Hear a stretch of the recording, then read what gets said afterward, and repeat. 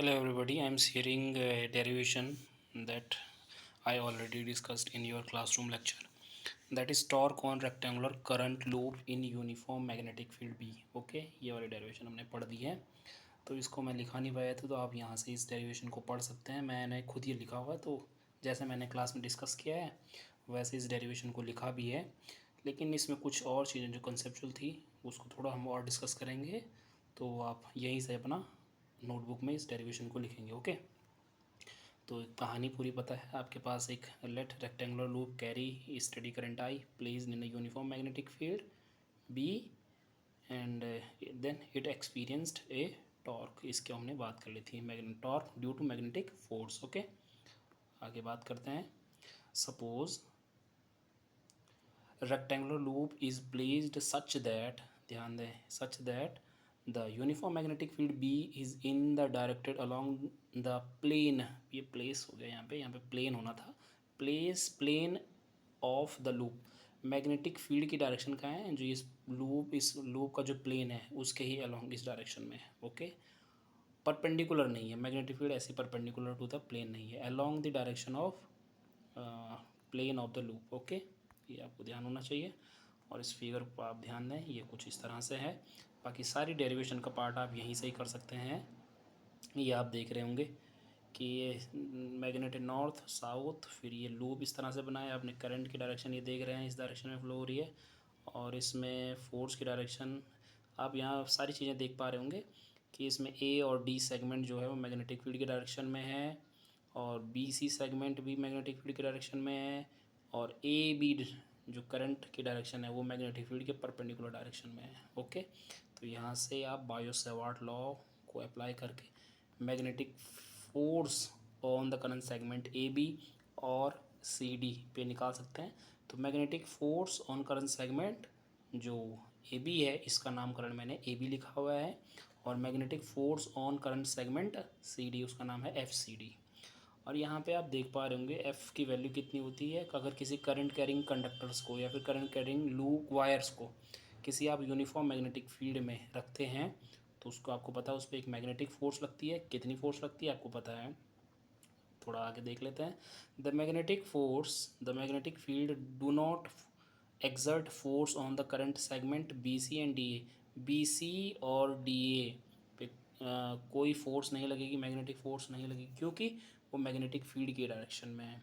Okay, and only current segment A B and C D experience magnetic force. Only जो current segment A B और C D हैं वही magnetic force को experience कर पाएंगे। क्यों कर पाएंगे, क्योंकि करंट सेगमेंट इस डायरेक्शन में है और मैग्नेटिक फोर्स इस डायरेक्शन में है, ये परपेंडिकुलर डायरेक्शन में है। तो कितना मैग्नेटिक फोर्स लगता है in a magnetic field when a current carrying conductor placed in a uniform magnetic field. तो लिखेंगे there are because these are perpendicular to the magnetic field, ये बात हमने कर ली है। Since I and B is uniform, I और B, जो ध्यान दें इस फिगर में आई और बी बदल नहीं रहे हैं, आई और बी यूनिफॉर्म ही है, स्टेडी करंट है, मैग्नेटिक फील्ड भी यूनिफॉर्म है। तो उसके बावजूद क्या हो जाएगा, एफ ए बी पे, यानी current segment F A B पे लगने वाला फोर्स किसके बराबर होगा, एफ सी डी के। फोर्स का मैग्नीट्यूड्स तो बराबर है, बस डायरेक्शन क्या होगी, अपोजिट। तो वही चीज़ हमने यहाँ पे लिखी है, force F A B, then force F A B will equals to the force F B A, और वो कितनी होगी, फोर्स का मैग्नीट्यूड होता है आई एल बी, आपको पता है, बॉय से बोलो I L B. F is equal to I L B या I D L sine of theta. तो यहाँ पे वो आई डी एल की जगह है बी, और बी मैग्नेटिक फील्ड। ओके, और साइन थीटा, यहाँ पे एक और टर्म्स आना था, यहाँ पे साइन थीटा का टर्म्स, ठीक है। तो साइन थीटा, तो क्योंकि साइन थीटा तो 90 डिग्री है, तो साइन थीटा की साइन 90 डिग्री की वैल्यू 1 होती है, तो मैंने वो लिखी भी नहीं है, आप चाहे तो लिख सकते हैं। ओके, नाउ तो आप देख पा रहे हैं एफ ए बी की वैल्यू एफ बी ए के बराबर है, डायरेक्शन क्या है, अपोजिट है, तो क्या हो जाएगा, नेट फोर्स कितना हो जाएगा, thus the net force on loop is zero but there is a torque on the loop. उस लूप पे क्या लग रही है, टॉर्क। तो कितनी टॉर्क लग रही है, तो वो टॉर्क आप निकाल सकते हैं। टॉर्क लग रही है, torque what is torque, torque होता है फोर्स कितनी अप्लाई हो रही है और perpendicular distance from the axis of rotation. ठीक है, perpendicular distance from the axis of rotation. तो आप ध्यान दें, इसके बाद मैंने टॉर्क को दो तरीके से कैलकुलेट कर रखा है, ध्यान दो। पहले आपको उसको फिगर को समझना पड़ेगा, इस फिगर को आपको समझना पड़ेगा, कहाँ पे किस डायरेक्शन में टॉर्क मैंने क्या क्या ली। ये वाला फिगर आपको थोड़ा समझना पड़ेगा। ये अगर किसी एक इंस्टेंट पे देखो, बी सी सेगमेंट जो है, B B C not B C, C D segment पे ऊपर के लिए फोर्स लग रही है, और ए बी सेगमेंट पे नीचे के लिए फोर्स लग रही है। तो ये फोर्स अपोजिट डायरेक्शन में, मैग्नीट्यूड बराबर है। तो हल किसी एक इंस्टेंट पे एक लूप जो है वो इस तरह से मैग्नेटिक फील्ड के साथ एक थीटा एंगल बना रहा है।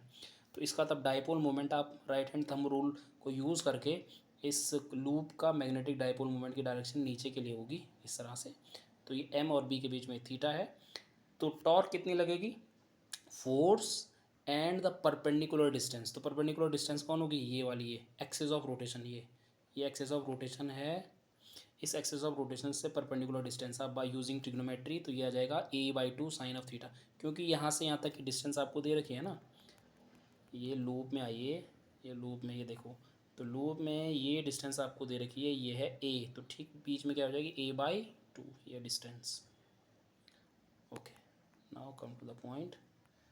तो ये हो जाएगा, कितना हो जाएगा, टॉर्क इज इक्वल टू हो जाएगा F A B, force A B पे कितना लग रहा है उसका a/2 साइन ऑफ थीटा, ध्यान रहे, F A B half sine theta, plus total torque F C D a/2 sine of theta, a/2 F A B कितना है,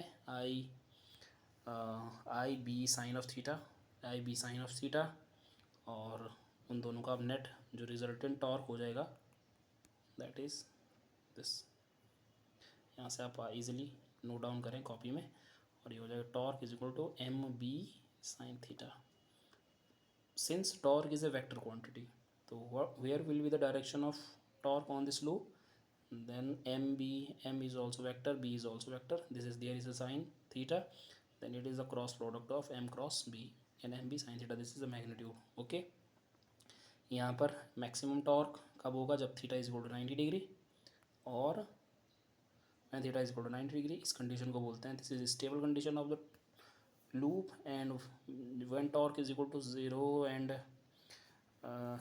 कब होगी, जब थीटा इज इक्वल टू 180 और 0 डिग्री। इसको हम बोलते हैं मैक्सिमम अनस्टेबल। अनस्टेबल एक होता है थीटा इज इक्वल टू 0 पे, और maximum unstable theta is equal to 180 degree.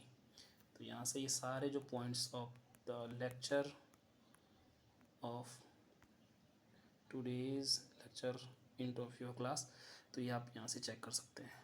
ठीक है, तो ये डेरिवेशन कुछ इस तरह से, मैं इसका PDF आपको लिंक शेयर कर लूँगा, आपको इसको इस तरह से सॉल्व करना है।